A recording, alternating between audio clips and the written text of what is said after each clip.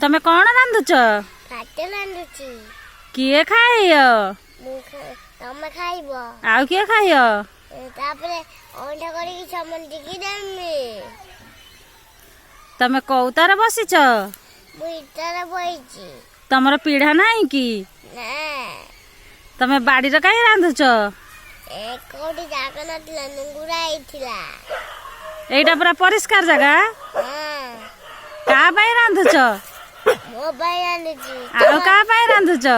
ଆଉ ମାମା ପାଇଁ, ତମ ପାଇଁ, ମୋ ବାବା ପାଇଁ। ଆଉ କଣ କଣ ରାନ୍ଧୁଛ? ଭାତ, ଡାଲି, ଅଣ୍ଡା। ତମେ ଅଣ୍ଡା ରାନ୍ଧି ଶିଖିଛ ନା? କାହା କତିରୁ ଶିଖିଲ? କୁକୁଡ଼ା କତିରୁ। ନା ତମ କତିରୁ। ନା ମାତା ଦିଦି କତିରୁ?